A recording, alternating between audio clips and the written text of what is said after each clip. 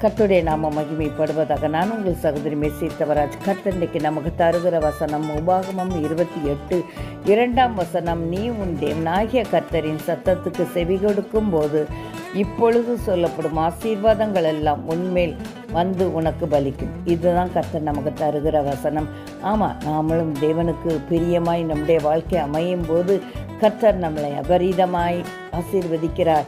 எல்லா பகுதியிலும் அப்படி ஆசீர்வாதம் குறைவில்லாமல் நம்மை நிரப்பும். அவரால் கூடாத காரியம் ஒன்றுமில்லை. அதற்கு கர்த்தர் நம்மிடத்தில் எதிர்பார்க்கிறது ஒன்றே ஒன்று தான்.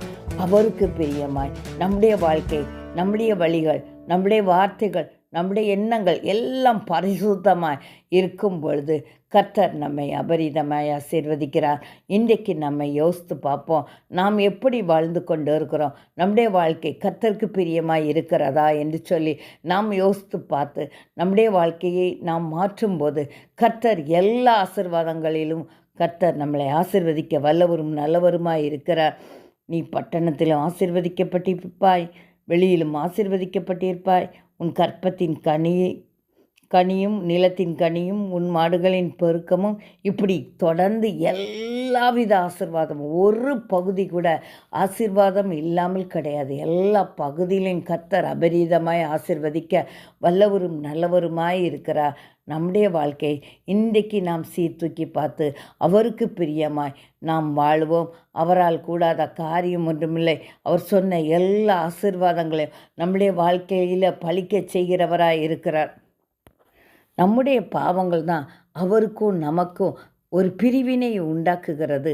நாம் பாவங்களை அறிக்கையிட்டு அவருடைய பாதையில் நாம் நடக்கிற வேளையில் கர்த்தர் நம்மளை ஆசீர்வதிக்க நல்லவராக இருக்கிறார், வல்லவராக இருக்கிறார். எனக்கு தெரிந்த ஒரு தேவனுடைய மகள் தேவனுக்கு பிரியமாய் நடந்தது நிமித்தம் மிகுந்த வறுமையில் இருந்த மகளை ஆசீர்வாதங்கள் தேடி வந்தது. எல்லா விதத்திலும் கர்த்தர் ஆசீர்வதிக்க ஆரம்பித்தார். என்னென்ன குறைவு இருந்ததோ எல்லாவற்றிலும் கர்த்தர் நிறைவாய் ஆசீர்வதித்து இன்றைக்கு ஒரு நிலையான வாழ்க்கையும் வருமானத்தையும் வீட்டையும் செல்வத்தையும் புகழையும் கொடுத்து ஆசீர்வதித்து இருக்கிறார்.